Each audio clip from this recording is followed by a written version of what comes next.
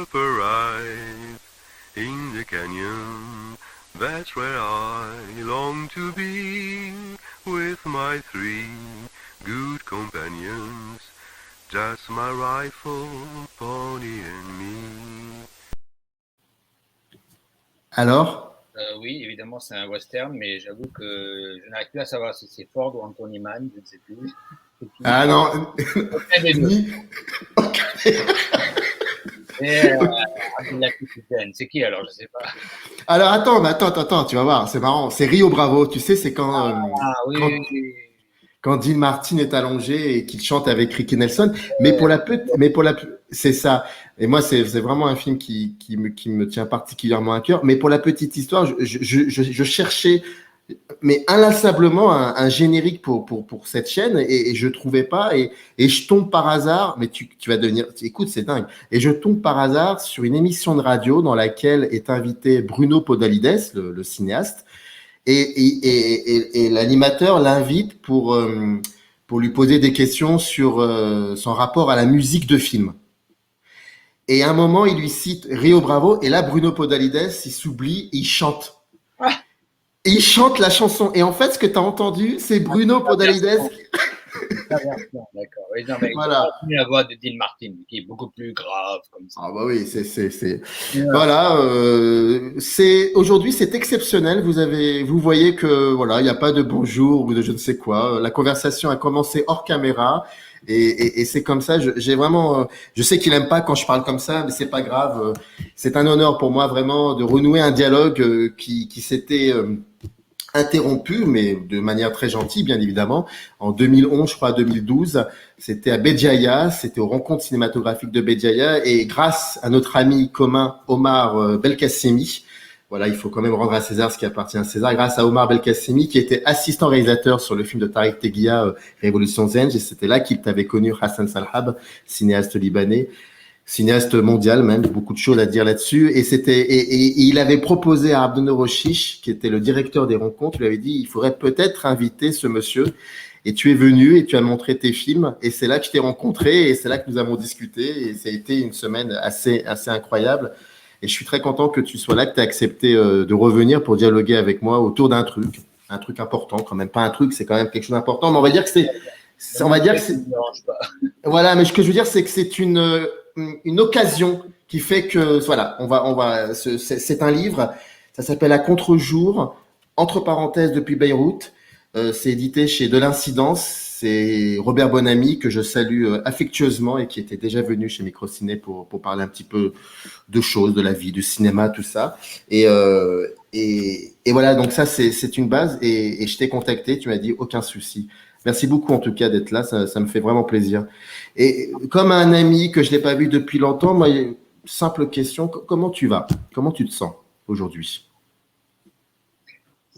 C'est une question qu'on n'ose plus poser à Beyrouth, même si là je suis à Paris dans une chambre d'hôtel, mais c'est une question qu'on n'ose plus poser à Beyrouth, vraiment. Je suppose qu'il y a pas mal de pays où on n'ose plus se poser la question, en Syrie, en Palestine, au Yémen, pour parler de ma région, sûrement en Turquie, en Algérie, et on n'ose plus beaucoup se poser la question. Mais au Liban, vraiment, on n'ose pas se la poser cette question, tellement on est enfoncé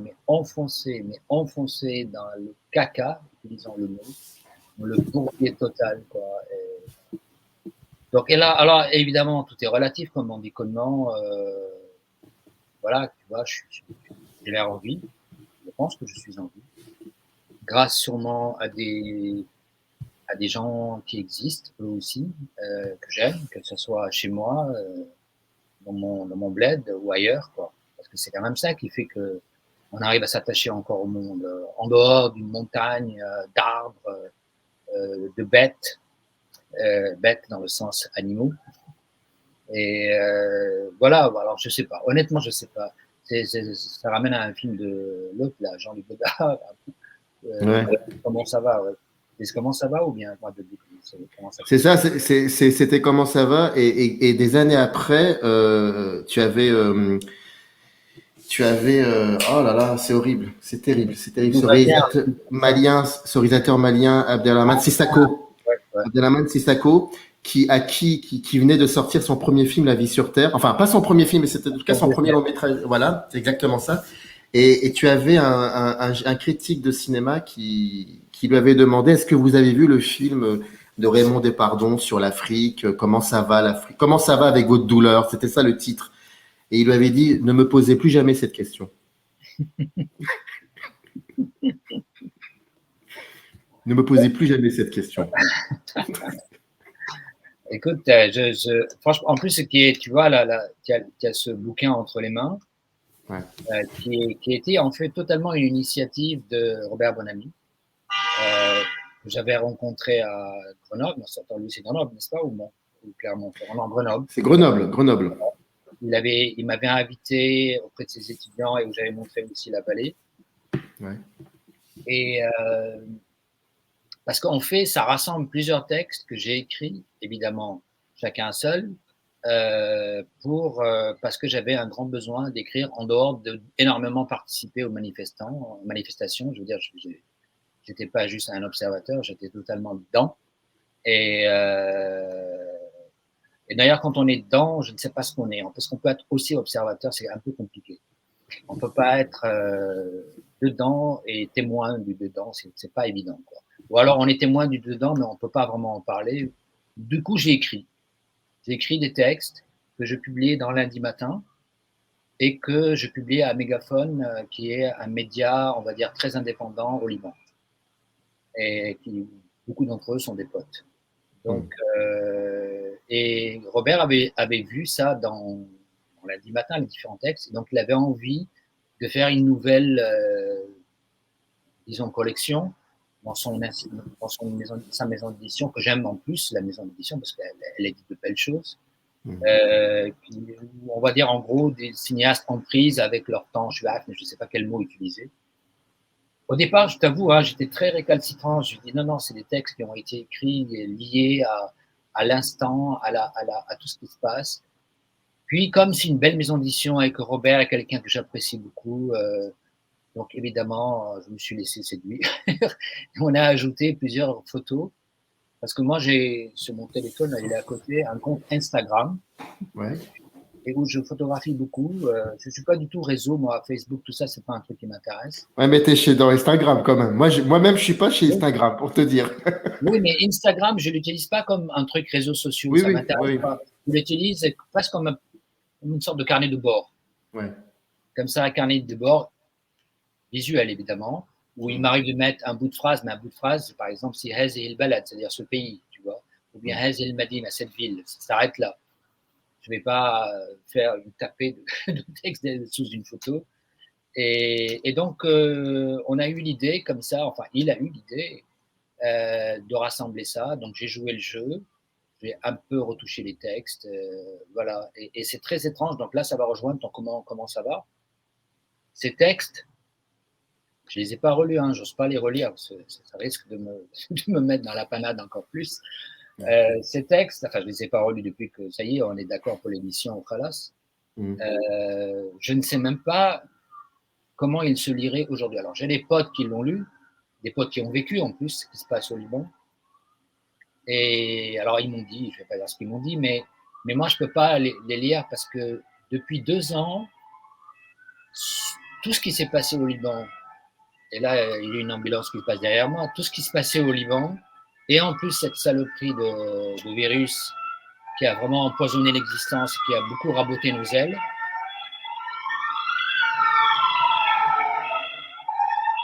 C'est génial, c'est génial. Et donc, je ne sais même plus ce que sont ces textes, parce que autant dans ces textes, j'étais dans l'élan, même si je suis de nature profondément pessimiste, parce que je suis persuadé qu'on est voué à l'autodestruction permanente, mais comme je suis très gauchiste et très anard, donc forcément, quand arrive quelque chose, je ne peux pas ne pas participer. Même si dans ma tête, avec ma lucidité à la mort malheureuse, je me dis, allons bon. Et surtout, le Liban, qui est l'un des pays les plus puzzle et labyrinthique qui soit, que ça part dans tous les sens, mais quand même, l'élan était là, et puis quand tu es dans la rue chaque jour, et moi je ne pouvais pas ne pas, je veux dire. Et c'était assez étrange parce que c'est une ébullition que j'avais jamais connue en fait, parce que autant j'ai été très activiste, mais activiste presque clandestin pendant très longtemps et plutôt très minoritaire. Autant là, jour et nuit, on était dans la rue, littéralement jour et nuit, et puis j'ai participé à beaucoup de choses, mais en même temps, j'avais besoin d'écrire. Et moi, quand j'écris, je me suis rendu compte en écrivant ces textes, j'étais dedans et dehors à la fois, parce que quand tu écris, forcément, c'est un geste de regard. Écrire, c'est déjà, non pas regarder ce que tu écris, mais c'est forcément regarder. Donc, alors quand j'étais dedans, je regardais pas, je me disais pas, ah tiens, ce qui se passe. J'avais pas une analyse de la situation, j'étais dans la situation et pleinement, complètement actif, quoi. Enfin bref, tout ça pour dire, pour revenir à ton comment ça va, tu vois, il est long, hein, comment ça va. c'est juste, c'est comment ça va depuis 2 ans, tu vois, parce que ça n'en finit plus, quoi. Ça n'en finit plus. Et en plus, tu sais, avec tout ce qui s'est passé chez nous, je parle pas seulement de l'explosion, hein, du 4 août. Ouais, il y a aussi le 17. Hein. Parce que l'explosion du 4 août, c'est presque, comme a dit un ami, il a dit, elle était là avant qu'elle advienne, quoi. Elle nous attendait, si tu veux, presque. Mais tu sais, c'est ce que tu écris, hein. Ouais, C'est ce que sûrement. tu. Si, je te le dis. Alors, je vais te faire une confidence. J'avais envie de lire quelques extraits, mais je ne le ferai pas finalement. J'ai pas envie. Donc voilà, par rapport à ce que tu viens de me dire, je préfère pas. Donc je te les dirai pas comme tel, mais c'est que, en tout cas ça, c'est exactement ce que tu écris juste après le texte où il y a un moment où il y a une espèce d'apaisement. Pardon de t'avoir interrompu, Hassan, mais tu sais, hein, mais il y avait un moment, il y a une espèce d'apaisement comme ça. C'est après la partie centrale où il y a les photos et où tu parles, où tu es en train de réfléchir à la suite du dernier homme. Ah oui, Et ça c'est lié à ma mère, à ma mère. voilà, oui, oui, ça, je l'avais deviné. C'est un très beau moment, ce très beau moment et très bouleversant. Et puis tu finis par puis 20 le 4 août. Et après, il y a un autre texte et tu le dis ça. Tu dis qu'on le savait. On Oui, oui, savait que oui. c'est tout ça. Oui, C'était. ouais, tu sais, nos régions à nous, ce sont des régions pas seulement de catastrophes, mais de pré-catastrophes et de post-catastrophes et de catastrophes à la fois. Les trois à la fois. C'est le pompon, quoi. On n'a pas le temps de s'emmerder, hein. Donc bon, voilà. Donc je vais comme ça. Et alors en même temps, dans tout ça, parce que là, je viens d'arriver à Paris, hein, ça fait juste 2 jours. Ouais. Je vais m'absenter donc pendant 2 mois. Je vais aller au sud, là, j'ai au sud de la France, une résidence. Et je sais, ça va paraître une sorte de tralala, mais je le dis très simplement. D'un côté, je suis soulagé, je me dis, bon, je vais pouvoir peut-être respirer autre chose. Et de l'autre côté, tu ne peux pas, en tout cas, je ne peux pas, pardon, je ne peux pas ne pas penser aux êtres qui me sont chers, aux amis, et même les gens que j'ai rencontrés durant toutes ces manifestations, qui sont encore là-bas, bloqués. Donc, tu vois, c'est cette espèce je sais pas, voilà, enfin bref, je ne le dis pas dans une espèce de culpabilité, hein, c'est pas une affaire de culpabilité, c'est juste pour te dire à quel point c'est toujours malheureusement profondément intense, il n'y a pas de temps de répit précisément. Ouais. Enfin bref, voilà quoi, donc je vais un peu comme tout ça, j'ai la chance, j'ai le privilège de pouvoir quand même malgré tout faire même des essais, 10 minutes, un quart d'heure, 5 minutes, parce que moi, pour moi, le cinéma est toujours là, même quand il n'arrive pas à se faire, il est toujours là.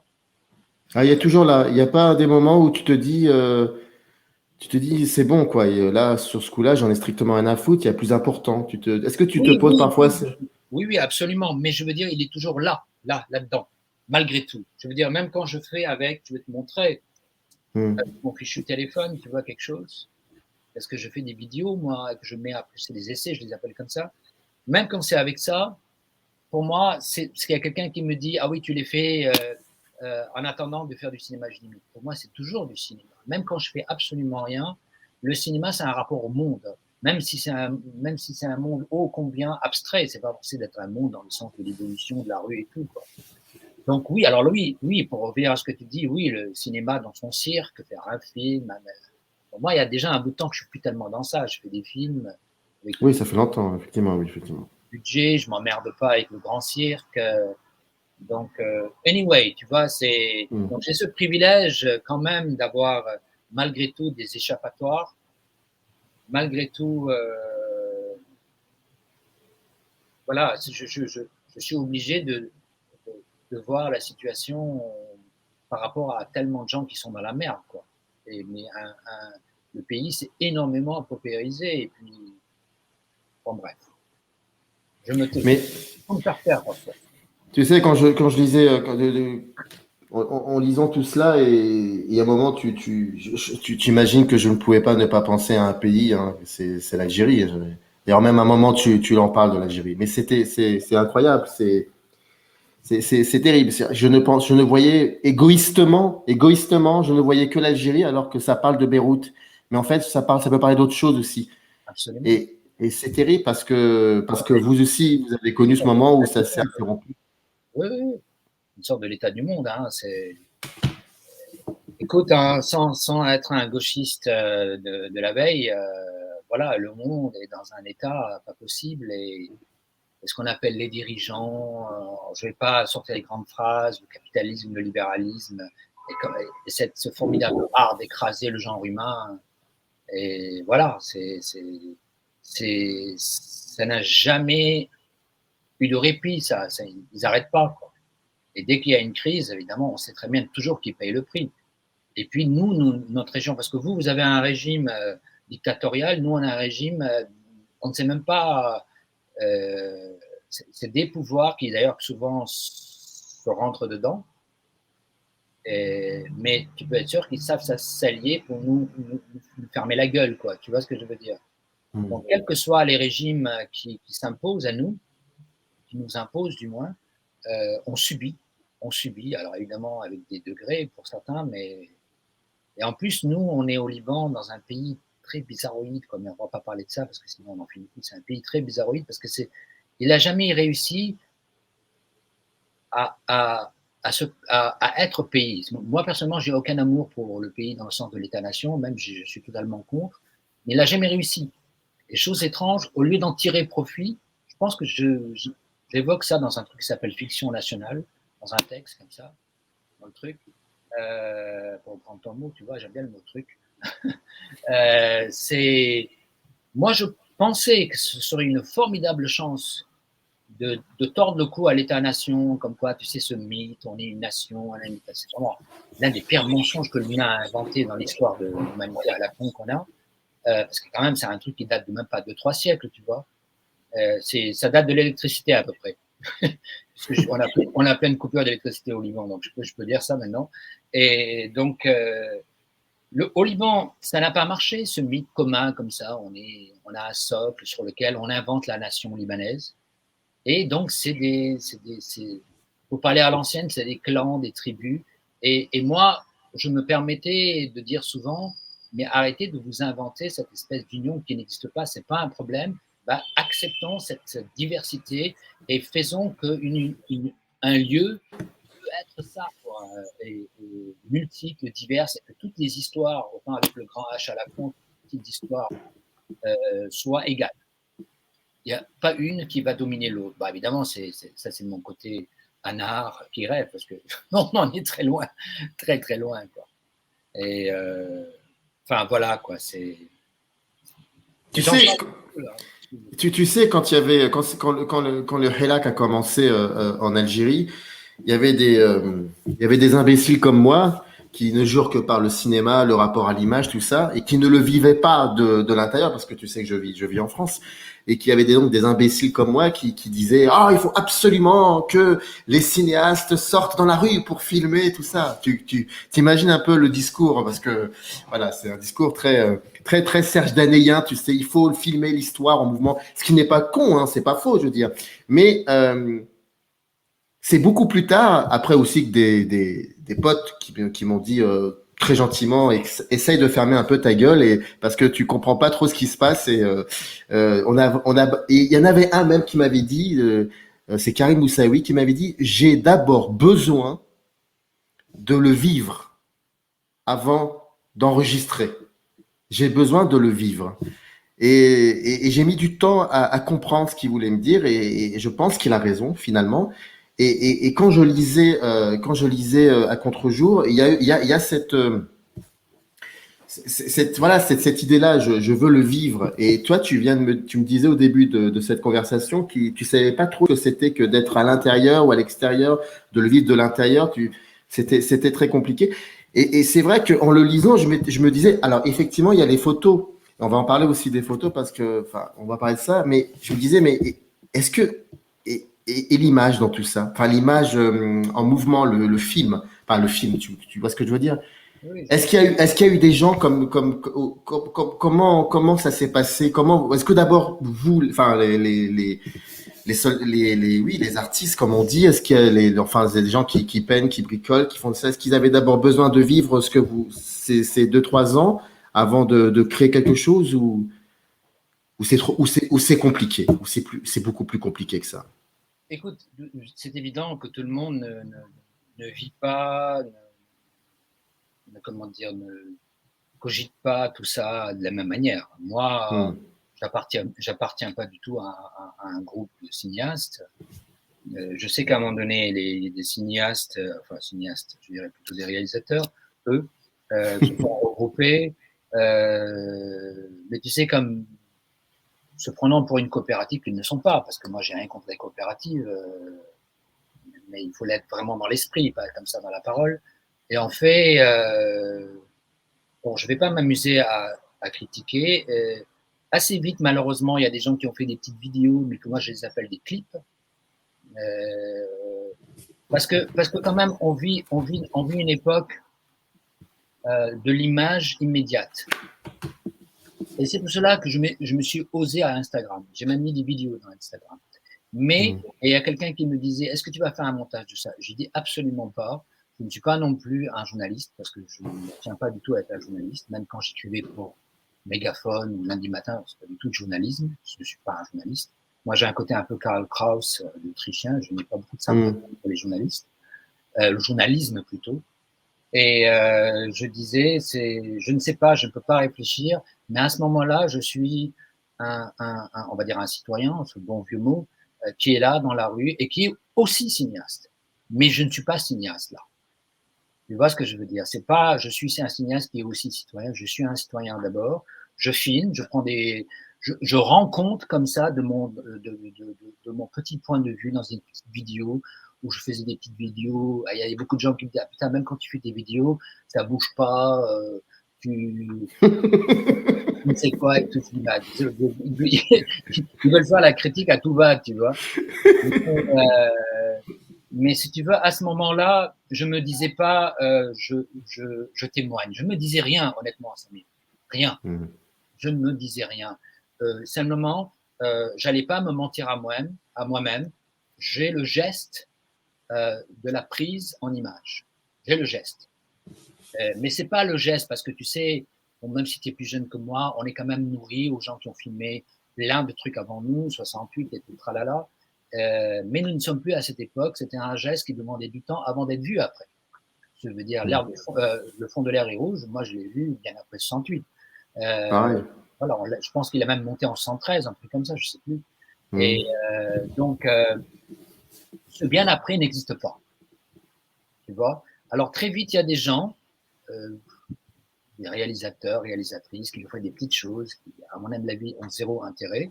Parce qu'avec des bilans, avec une musique, avec des effets, des machins, avec le drapeau libanais à la mort molle, comme ça et tout ça, tu vois, tous ces trucs, ce qu'on appelle chez nous le mahrajan, qu'on peut traduire par festival, et maintenant que je traduirais par folklore. Voilà. D'accord. Alors, ça ne veut pas dire qu'il n'y a pas eu des gens qui ont aussi. Il y a des gens qui ont beaucoup filmé. Qu'est-ce qu'ils vont faire de ça? J'en sais rien, tu vois. Moi, je ne suis pas en train de dire il ne faut pas. Voilà, parce qu'il y a des étudiants, il m'arrive d'enseigner à Beyrouth, ou en tout cas de donner des workshops. Ils m'ont demandé est-ce qu'on peut filmer aujourd'hui? Qu'est-ce qu'on peut faire aujourd'hui? Je leur ai répondu très simplement si ton geste est là et il est plus fort que toi, alors fais-le. Alors vas-y, écoute-le, fais-le. Et après, tu le regarderas éventuellement. Et écoute, honnêtement, les plus belles choses que j'ai vues, c'est de quelques étudiants, ils ont fait de très belles choses. Simplement, et pas forcément dû à ma parole, hein, ils ont fait ça forcément, ils sont allés filmer leur pote, il y a un, je me rappelle très bien, il a filmé son pote qui disait, moi, je n'ai qu'une envie, c'est de partir. Et pendant qu'il parlait, tu te rends compte qu'en arrière-plan, il y a de la manif et tout, et lui, il est dans la voiture, il parlait. Et ça se voit que c'est pas de la mise en scène. Ça se voit que c'est pas de la mise en scène. C'est que là, à ce moment-là, il pouvait parler avec son pote que là, dans la voiture. Tu vois ce que je veux dire? Et ainsi Hmm. de suite. Et alors oui, alors qu'est-ce qui va se passer de tout ça? J'en sais rien. Mais moi, je peux pas te prétendre que il y a eu une réflexion. Tu sais, comme tu disais avec tes copains, t'ont dit ferme-la. Ouais. Il n'y a pas eu, il n'y a pas, honnêtement, beaucoup de gens m'ont posé la question et m'ont demandé, parce qu'ils me voyaient filmer avec mon iPhone, ils me disent, tu vas prendre une caméra à filmer. J'ai dit, mais l'iPhone, c'est une caméra aussi pour moi. Et enfin, moi, je la prends comme ça, tu sais, cette bonne vieille phrase, caméra stylo. Moi, je la Ah voyais oui. comme ça, voilà. Et, euh, et, et je le prends vraiment comme ça. Mes derniers films, j'ai introduit des choses que j'ai filmées avec mon téléphone. Et, parce qu'après tout, c'est une affaire de regard, tu l'as ou tu l'as pas, et après, c'est une autre histoire.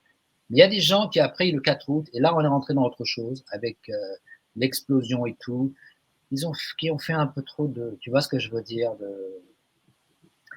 Très bien. voilà, une espèce de surenchère émotionnelle.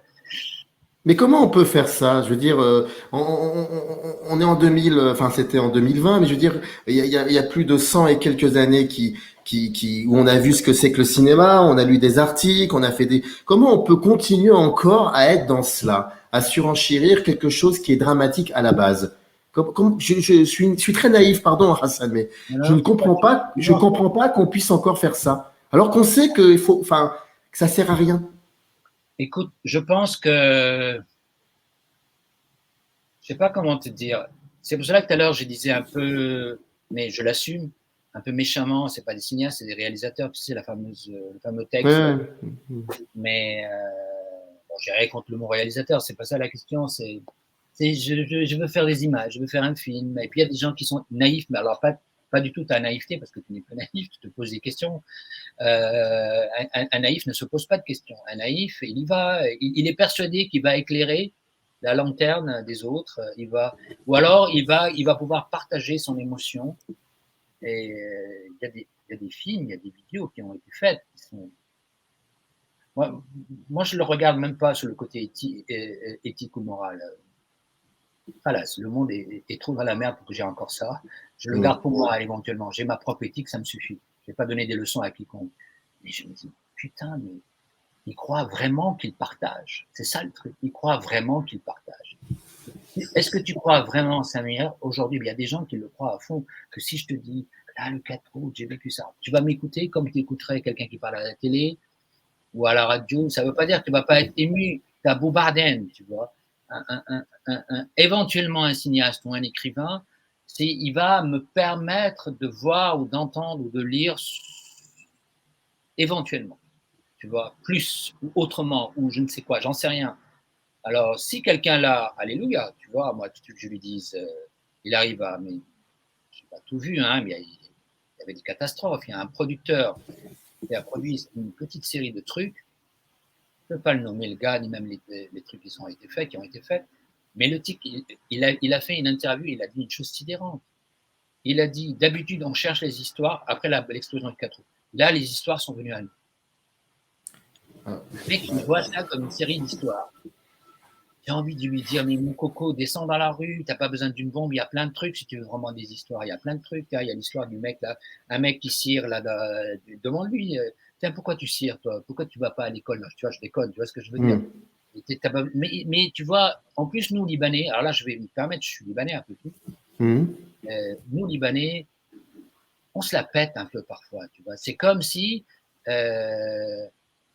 évidemment pas tous, mais il y a presque ce côté tordu. C'est la troisième explosion non nucléaire de Boubardine. Qu'est-ce qu'on fout? C'est la troisième ou la quatrième? C'est pas ça la question. Et c'est que le 4 août, et si tu veux, le signe évident d'une gabégie et d'une saloperie inouïe, au-delà des morts et des blessés. Tu vois ce que je veux dire? Mais c'est comme si. Mais en même temps, il faut comprendre ce bled qui n'en finit plus, tu vois, comme un millefeuille, un 100 000 feuilles plutôt, d'empiler les désastres et les catastrophes. Il n'en finit plus. Et même quand il se dit, ah ouais, ça y est, je m'en sors, et hop, il lui arrive quelque chose. Alors, les gens du cinéma, bon, écoute, je vais être un peu vache, hein. C'est ta faute, là, c'est toi qui m'as poussé à ça. Je dirais que c'est la faute à Samuel. J'ai l'habitude, hein. Je traîne ça depuis plus de 22 ans, t'inquiète pas, j'ai l'habitude. Non, mais je vais être un peu vache. Je pense très honnêtement que beaucoup de gens sont dans l'émotionnel et rien d'autre. Et que l'art, j'ose dire, le cinéma est un art. Tu sais très bien qu'il y a beaucoup de gens. Moi, récemment, après Locarno, il y a quelqu'un qui a écrit un article, c'est très drôle. Il a dit, c'est quoi ça? C'est une œuvre d'art, c'est pas un film. Mais en m'insultant, tu vois. J'ai envie de lui dire, mais oublie le mot œuvre. Un film, ça peut être ça aussi, quoi. Mais qu'importe. L'émotionnel, je ne dis pas qu'au diable l'émotion, hein. Attends, soyons clairs, l'émotionnel et l'émotion sont deux choses qui n'ont rien à faire l'une avec l'autre. Le sensationnalisme, si tu veux, ou le spectacularisme, ou Schumacher, quels que soient les mots, malheureusement, c'est quelque chose qui domine follement. Domine follement. C'est comme tu disais tout à l'heure, mais tu as tort de croire qu'en 2020 ou 2021, comment peut-on encore? Ben non, de plus en plus, mais de plus en plus. De plus en plus, quoi, tu vois, c'est comme je disais à un ami palestinien, j'ai dit, mais c'est quoi cette vidéo que tu m'as fait où tu montres l'Israélien d'être hyper dégueulasse, mais montre que l'Israélien peut être hyper dégueulasse d'une manière inattendue. Je ne sais pas laquelle. Débrouille-toi puisque tu veux le montrer, tu vois. Parce que ça, rien que sur mon Instagram, j'en vois 150. 1000, pardon, tu vois. Alors, je dis pas qu'il faut montrer autrement, mais nous, notre devoir, c'est essayer de ne pas, tu vois, mettre le doigt là où toujours le doigt est mis, quoi. Je pense. Mais est-ce que cette émotion, ce trop-plein d'émotions dont tu parles, c'est parce qu'en fait, ils n'arrivent plus à voir réellement. Juste voir, hein. C'est-à-dire qu'ils sont là et ils voient. Juste ça. Macra, tu as raison, tu as raison. Mais écoute, Samir, quand tu n'arrives plus à voir, faut pas avoir honte de ne pas pouvoir voir et de le dire, peut-être éventuellement, ou même de ne pas le dire, tu vois, mais de ne pas vouloir voir à tout prix quand on n'arrive pas à voir. Mais tu vois, tu viens de dire quelque chose de très important pour moi, très, très important. Moi, pendant un moment, j'ai arrêté de filmer à Beyrouth. J'ai fait la montagne, la vallée, la rivière, j'ai même fait des essais. Parfois, j'ai filmé des bouts de Beyrouth. J'ai arrêté de filmer à Beyrouth parce que j'arrivais plus à voir Beyrouth. J'avais l'impression que je la subissais. Tu n'arrivais plus ou tu ne voulais plus? Non, je n'arrivais plus. Tu n'arrivais plus. Je n'arrivais plus.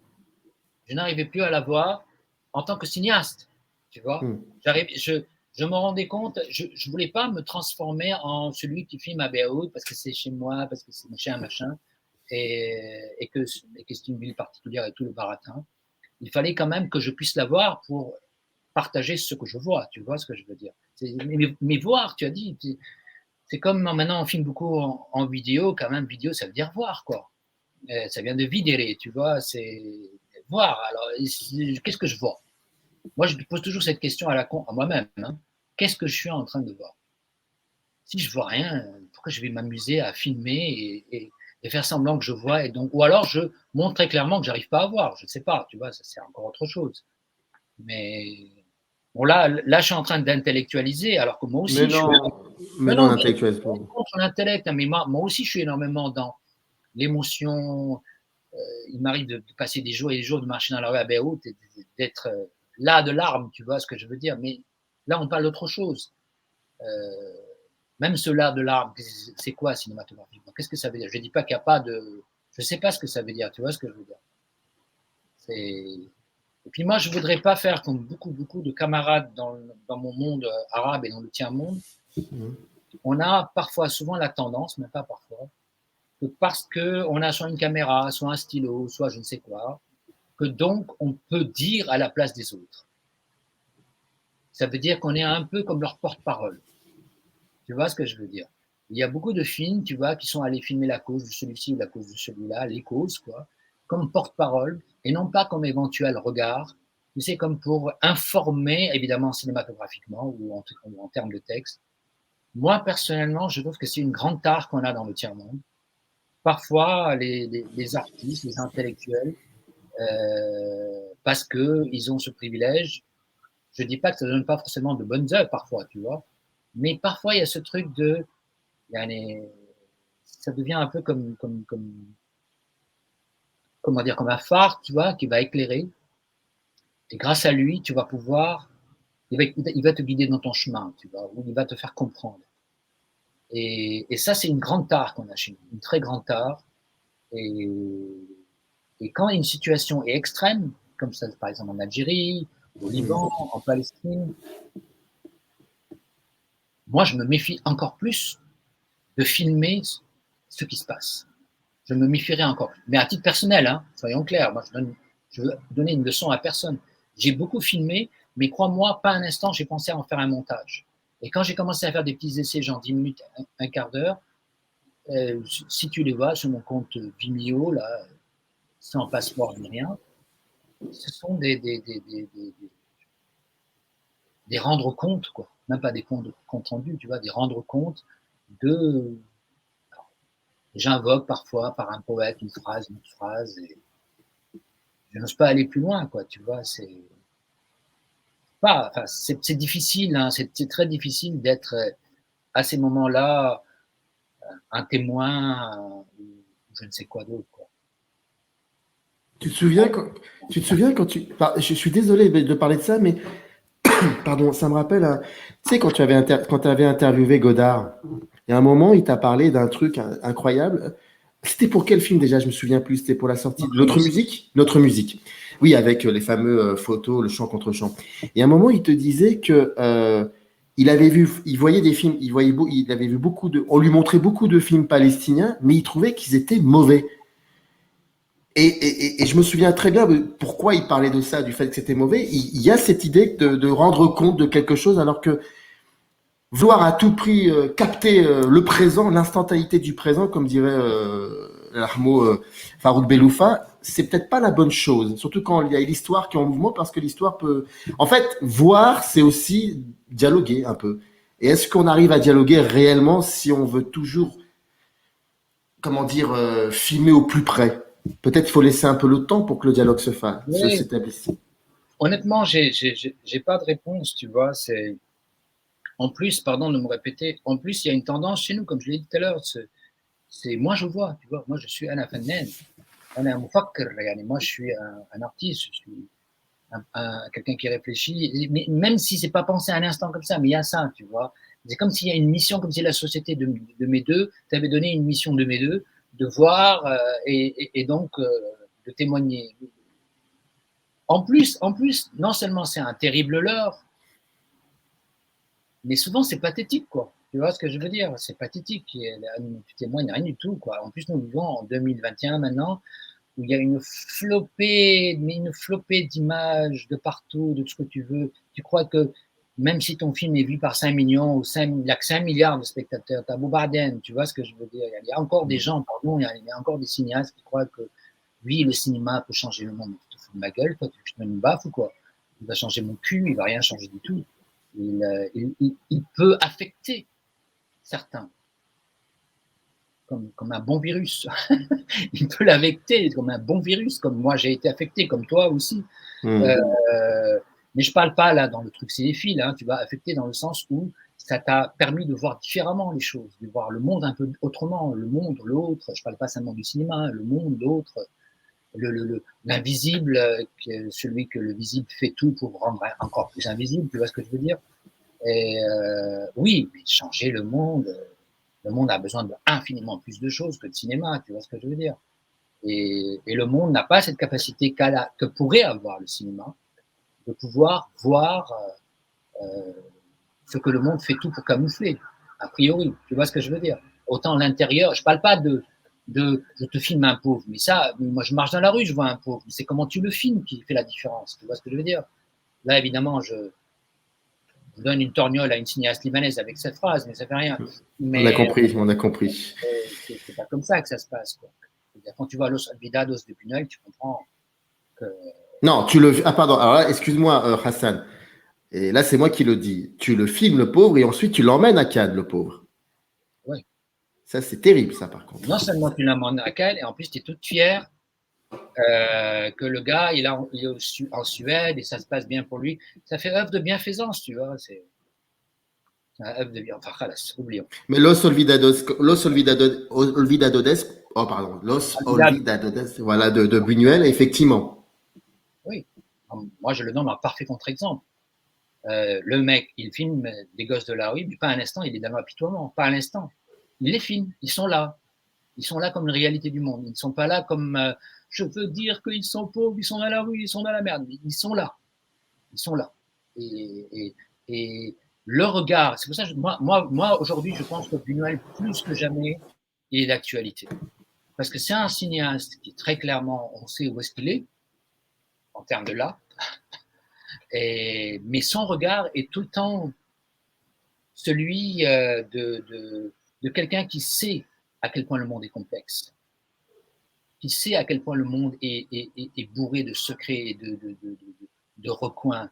Et il n'est pas, tu vois, il n'est jamais donneur de leçons. Même quand il nique la gueule aux bourgeois, il ne leur donne pas la leçon. Et on se demande même parfois s'il les encense pas, parce que niquer la gueule de quelqu'un, c'est presque l'encenser, tu vois ce que je veux dire? C'est dire à quel point son existence est importante. Mais enfin, bref. Non, mais c'est vrai qu'on pourrait parler pendant une heure de Buñuel. Écoute, Robert Bonamy a quand même eu une idée extraordinaire de te convaincre voilà, que les textes soient dans ce livre et les photos aussi. Et les photos, alors je les ai vues plusieurs fois, mais la première fois que je les ai découvertes, les photos, la première impression, vraiment la première sensation que j'ai eue, et qui m'a un peu surpris, ayant vu tes premiers films, surtout, j'ai pas pu voir à partir de la montagne, j'en suis désolé, mais c'est le fait que je voyais pas les visages. À part parfois de temps en temps, comme ça, des fulgurances, un visage féminin qui sourit, mais je voyais pas les visages. C'est juste une sensation que j'ai eue, et oui, c'est ça en fait. Toi qui as enfin, je sais que dans tes premiers films, en tout cas, le visage est important. Je les voyais pas ces visages. Et en fait, j'étais pas réconforté. Ne pas les voir, j'étais pas à l'aise. Je me sentais pas à l'aise. Oui, mais écoute, honnêtement, j'ai pas pensé quand j'ai arrêté parce que les photographies que je prenais, parce que tout ça est issu de mon compte Instagram, hein, soyons clairs. Moi, j'ai pas photographié. Or, j'utilise mon téléphone, j'ai pas d'appareil photo. Depuis qu'on m'a volé mon appareil photo, il y a très longtemps, je n'ai jamais acheté d'appareil photo depuis qu'on me l'a volé. Donc ça s'est arrêté là. Et c'est pas du tout pour. Anyway, ce que je veux dire, c'est que je me suis rendu compte au fur et à mesure, déjà avant tout ce qui se passait au Liban, que de plus en plus, je ne mettais pas l'humain en avant-plan. C'est pas du tout par rejet pour lui. Je suis pas du tout, comment dire, dans le rejet d'autrui, pas du tout. Hein. C'est juste que peut-être par pudeur, peut-être c'est ma nature aussi. Je suis quand même pas mal pudique. J'ai pas l'air comme ça, mais je suis très pudique. Et aussi un peu comme les anciens, j'ai peur de leur voler leur âme en les mettant si proches. Je sais pas, honnêtement, je sais pas. Wahiyatak, je ne sais pas. Parce que beaucoup de gens m'ont dit, par rapport à mon compte Instagram, ils me disent putain, mais quand il y a un être humain, on dirait qu'il a dû s'imposer pour entrer dans l'image. C'est beau ça. C'est Et, beau quand même, je trouve. C'est très oui, beau. mais sincèrement, je n'ai pas de réponse. Je me suis rendu compte, évidemment, puisqu'on à force de me le dire, on me l'a dit, quoi. Et puis en plus, je fais partie de cette vieille école à la con à partir d'où je filme. Mais en termes presque est-ce que je peux regarder si je suis trop près? Tu sais, c'est un peu comme quand tu aimes quelqu'un. Est-ce que tu peux le regarder de si près? Tu peux l'embrasser de si près, mais est-ce que tu peux le Ouais, voir? mais tu connais l'histoire de la Genèse. Peut-être c'est peut-être une légende, mais le fameux gros plan a été inventé parce que Griffith était amoureux de Liliane Guiche. Donc non, c'est pas tu n'as pas le droit de dire que c'est une école, enfin que tu fais partie d'une école à la con. Non, Arrête, faut pas dire ça, faut pas dire non, ça. mais c'est une manière de parler, quoi. C'est juste que je sais pas. Et en plus, ah oui, et puis un autre élément très bête, technique. Le téléphone, parce que moi, j'ai pas un téléphone sophistiqué, parce qu'on a des téléphones avec des objectifs et tout. Moi, il n'est pas question de ça. Ce qui m'intéresse, c'est sa simplicité et technique, hein, je veux dire. Et donc, le téléphone, quand tu photographies un être humain avec, tu l'enlaidis. Et moi, je ne pense pas que l'humain est laid. Il peut être profondément laid dans ses actions, mais il n'est pas laid ou beau. Il n'est pas dans la beauté ou la laideur, quoi. Tu vois ce que je veux dire? Et le téléphone l'enlaidit, sauf si tu le gardes à distance. D'ailleurs, et donc dans les photos, les gens sont plus ou moins à distance parce qu'ils sont à une échelle. Et aussi, là, pour le bouquin, par contre, le choix que j'ai fait aussi, je voulais l'échelle humaine. Hmm. Tu vois, je voulais l'échelle. C'est un choix qu'on a fait, Robert et moi. J'ai fait une présélection. Avec Robert, on a fait une sélection. Ouais. Et donc l'échelle était importante. Tu vois. Même quand dans la nuit et qu'on se battait avec les flics, forcément, nous devenons des ombres, tu vois, qui luttent contre d'autres ombres. Mais je sais pas. Maintenant, j'en parle, tu vois. Mais moi, après coup, j'y réfléchis pas. Mais c'est vrai qu'on m'a souvent fait cette remarque. Et j'ai bien peur, Samir, qu'un jour, je vais faire des films où il n'y aura plus aucun être humain à l'écran. Mais ça, c'est encore autre chose. Mais pas le prochain, si jamais un jour je fais un prochain. Pas le prochain, parce que le prochain, je filmerai beaucoup à Beyrouth. Mais bon. Ah, donc tu retournes à Beyrouth. Écoute, j'ai écrit un que j'avais commencé à écrire en début 2020. À coup, j'ai beaucoup. Il y a des moments où j'arrivais plus du tout à écrire pour tout ce qu'on peut imaginer. Mais je viens de le finir, en fait. Je viens de le finir. L'écriture ou l'écriture, tu parles de Non, l'écriture. non, le film. J'ai pas la tête à même dire à un chef opérateur, filme-moi ça. Fais-moi ça. Et voilà. Mais, donc oui, ces images, il y a l'échelle, non seulement d'où je photographie, mais aussi ce que je photographie, et non pas qui je photographie. C'est un tout, c'est comme une sorte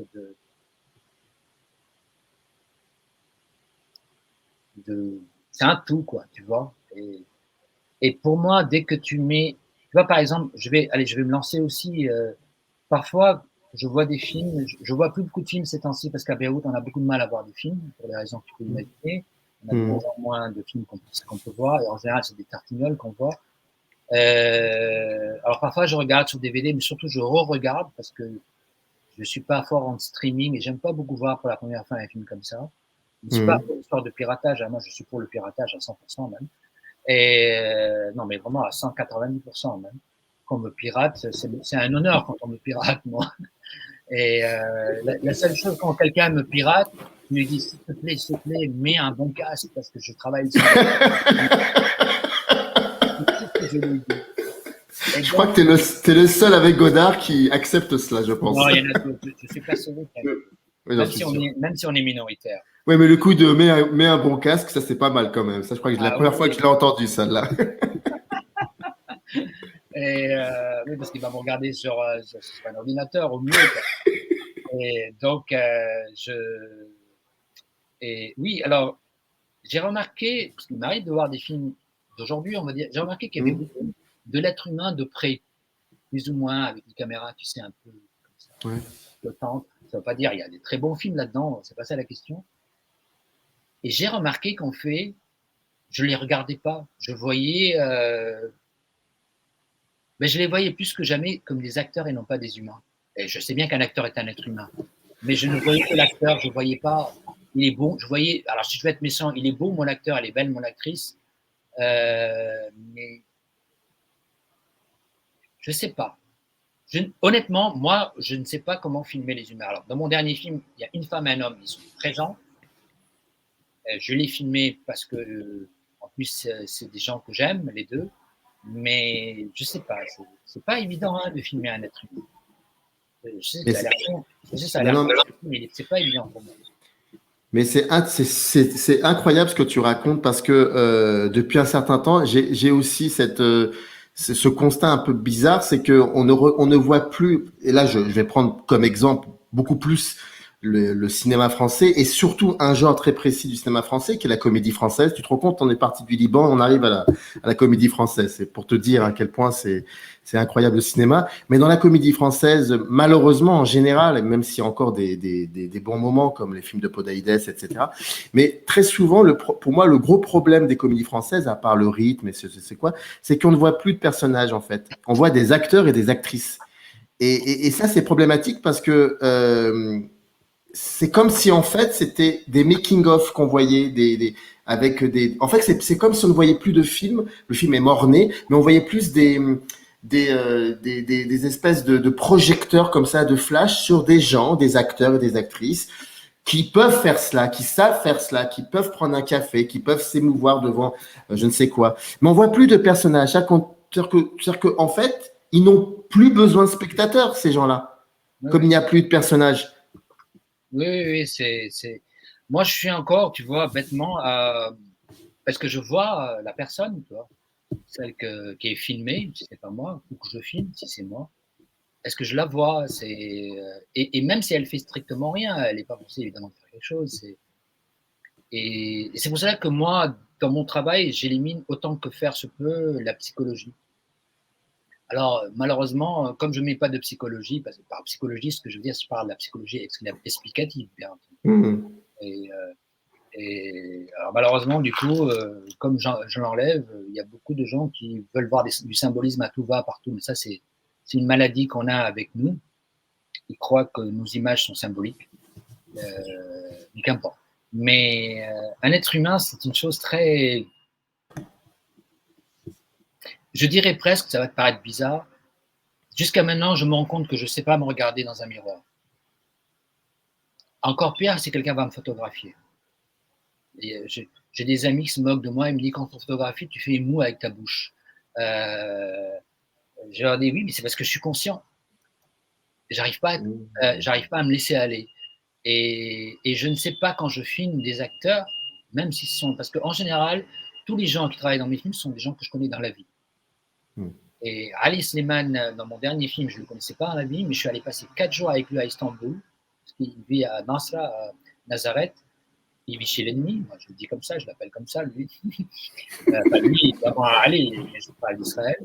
Et même si il y a beaucoup de gens chez nous que je n'aime pas non plus, mais ça c'est notre histoire. Et on a passé 4 jours à se balader. Il m'a dit, tu te rends compte, ça fait 4 jours, tu ne m'as pas parlé un instant du film, mais je suis totalement avec toi, quoi. Je lui dis, mais faire un film, c'est pas parler du film, c'est être aussi, quoi. Tu vois ce que je veux dire? Mais au-delà de ça, j'avais besoin de ces 4 jours pour, non pas pour savoir qui il est, parce que je peux passer 4 ans avec lui, je ne saurais peut-être absolument pas qui il est, je m'en fous de savoir qui il est, mais pour avoir envie de le filmer, pour avoir envie d'être à ses côtés, parce que à la rigueur, je dirais presque qu'il joue bien, qu'il joue pas bien, c'est pas tant la question. Ce qui m'intéresse le plus, c'est est-ce que je peux le regarder? Est-ce que je sais le regarder? Tu vois ce que je veux dire? Est-ce que je vais pouvoir le regarder? Au-delà dans quoi il est, tu vois, parce que il ne s'agit pas de le reproduire, tu vois ce que je veux dire?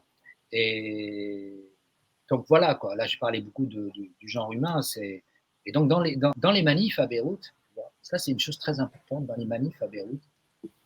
Comme je suppose dans le Hirak, en Algérie, tu fais des rencontres, tu vois des gens, tu les rencontres pour la première fois. Il y a des gens, tu ne les connais pas, on finit les manifestations, tu les as toujours pas rencontrés, tu les revois par hasard, tu ne connais même pas leur nom, tu vois ce que je veux dire.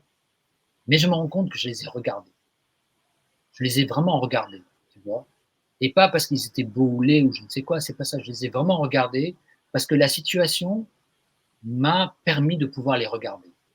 Et quand je dis regarder, je parle pas seulement de sa tronche, sa manière de marcher, mais les regarder. Et je te parle même pas par affection, là, ouais, on était ensemble dans la rue. Ou parfois, je sentais qu'ils disaient des conneries aussi, parce que parfois, il y a tu entends des slogans nationalistes qui cassaient les couilles, moi. Mais je parle pas de ça, tu vois, au-delà de l'opinion. C'est comme si la situation m'avait obligé à dire le genre humain, regarde-le, le genre humain, tu vois ce que je veux dire. Et du coup, je les ai plus vus, moi, avec mes yeux qu'avec mon appareil caméra, mon appareil téléphone, tu vois. Parce que quand j'ai filmé ou photographié, je me rendais compte que je n'arrivais plus à les voir, pas seulement parce que l'appareil dont je te parlais n'a pas la bonne technique pour savoir les filmer, parce que c'est un objectif presque œil de bœuf, tu vois, quand il y a les humains, mais aussi parce que il me semblait qu'il ne pouvait pas, allez, je vais oser un mot, la simple générosité du regard. Il n'arrivait pas. Je sentais que je n'y arrivais pas à ce moment-là. Quand je dis générosité, je ne dis pas que je suis généreux, je veux dire un regard, pour moi, c'est une générosité. C'est regarder l'autre.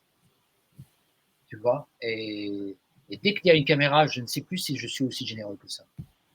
Je le dis honnêtement, tu vois. Et là, c'est plus une mise en scène. Tu vas pas lui dire, attends, ne bouge pas. Hey, ouais, reprends-moi ton truc, là, refais-le. Pourquoi pas, Nanook, c'est ce qui s'est passé. Il leur a fait refaire tous les pauvres. Mais là, je faisais pas Nanook, je faisais rien. Tu vois, j'étais dans l'instant. J'étais dans l'un des rares moments de ma vie. c'est marrant parce que je dis souvent, j'aimerais tant créer un cinéma de l'instant, c'est-à-dire par l'instant, pas saisir l'instant, mais que le spectateur soit dans l'instant de ce qu'il voit, ce qui est très différent encore. C'est mon ambition ultime, ça. Au spectateur, soit dans l'instant de ce que tu vois, ne cherche pas à dire qu'est-ce qu'il veut dire, d'où il vient ce personnage, où va-t-il. 99% des films sont tellement construits dans cette espèce de structure. Oui, mais c'est pas à toi. C'est pas à toi, c'est à nous de faire l'effort. C'est à Oui, nous de se laisser emporter aussi. oui, mais tu m'as compris, camarade. Oui, je t'ai compris, mais je veux dire, j'essaie de te dire que c'est pas. Ce rapport à la temporalité est une des grandes maladies du cinéma. Exactement, exactement. Une maladie du cinéma. Je suis entièrement d'accord avec toi. Une grande maladie, mais qu'est-ce que tu veux dire avec ça? Et donc, tu vois, là, dans ces photos et tout, moi, j'ai dit, c'est pour ça que j'ai incité, je lui ai dit à Robert Bonamy, je lui ai dit, Robert, on met non seulement que les textes étaient pour lundi matin et mégaphone, mais aussi que ces images sont issues de mon compte iPhone, Instagram. Instagram. Parce qu'il n'y avait pas une volonté d'être photographe. Et je l'aurai jamais, parce que je ne suis pas un photographe. Même si je pense avoir un regard, mais je ne me dis pas je suis photographe ou pas. Je m'en fous d'ailleurs toutes ces terminologies. Mais ce qui m'intéressait, c'est puisque tu m'as demandé de prendre ces textes, alors on prend ces images parce qu'on fait ces images, elles sont presque l'antithèse de ces textes, parce que ces textes ont été réfléchis quand même. Je ne les ai pas écrits là sur le coude, alors que ces images, non, c'est tchac, ou bien, tu vois ce que je veux dire, c'est presque l'antithèse. Et ils ne sont pas du même geste. Alors, est-ce qu'ils se complètent complètement? J'en sais rien, c'est pas à moi de penser ça, quoi. Enfin, là, je reçois un mail, ça fait un bruit. Bah écoute, je vais peut-être te le laisser le temps de lire le mail quand même. Non, je l'ai effacé parce que j'ai vu que c'était pas intéressant. Bah, je vais bientôt te laisser. Je vais quand même te poser une dernière question qui va te sembler bizarre. Mais moi, quand je t'ai connu à Béjaïa, je sais plus, je crois que c'était 2011-2012, je sais qu'on avait beaucoup discuté de cinéma, de critiques de cinéma aussi. On avait beaucoup discuté de Serge Danet et de tout cela. Et je me souviens très très bien que on avait fait donc une petite rétrospective de tes films. Et il s'est passé que on a eu un problème technique. Voilà, les films qu'on devait recevoir, pardon, les copies qu'on devait recevoir, nous ne les avions pas reçues.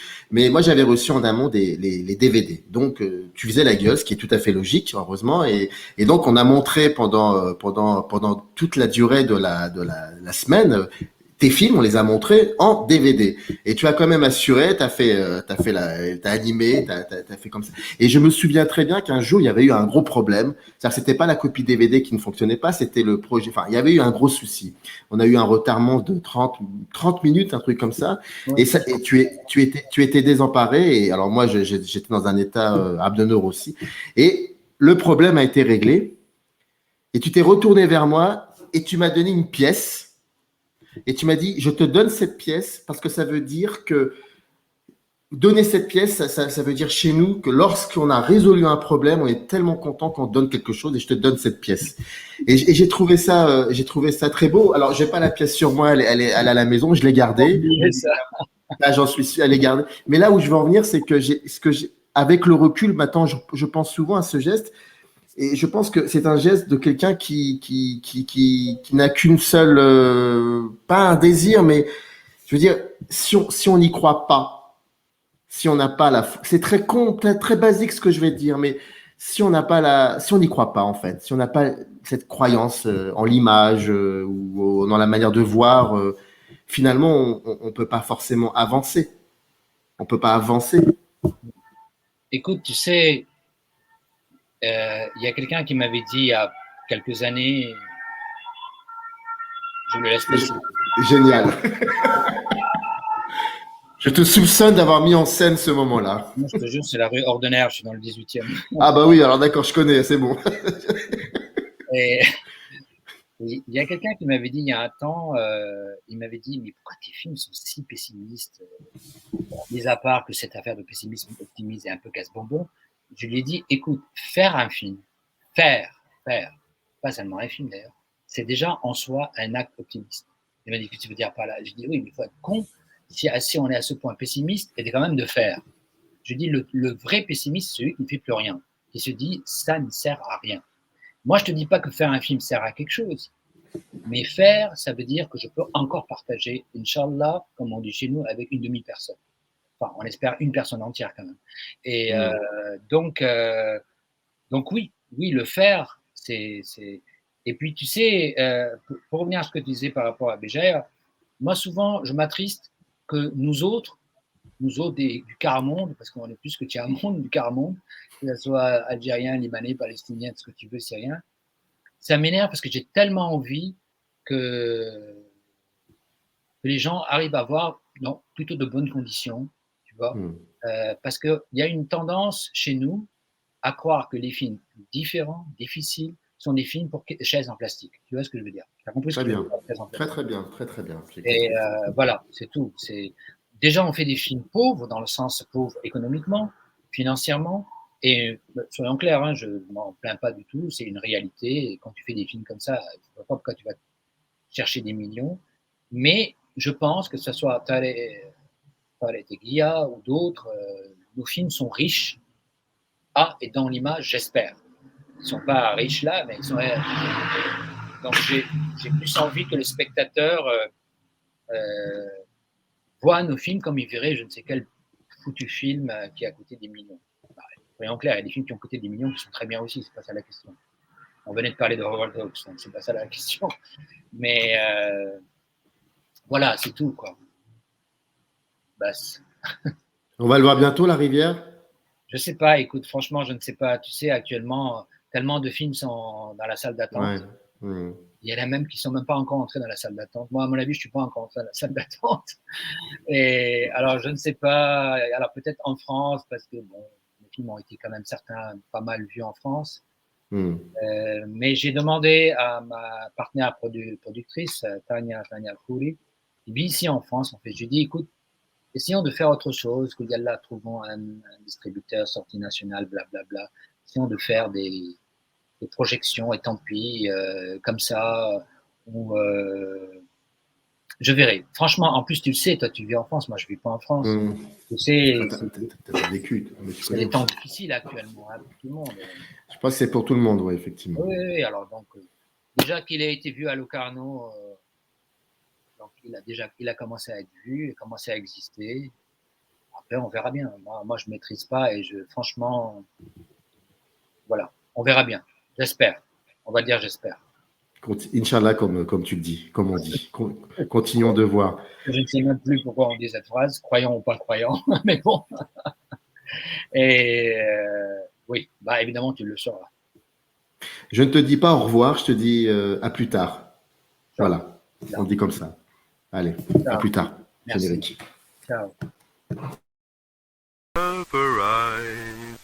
In the canyon, that's where I long to be, with my 3 good companions, just my rifle, pony and me.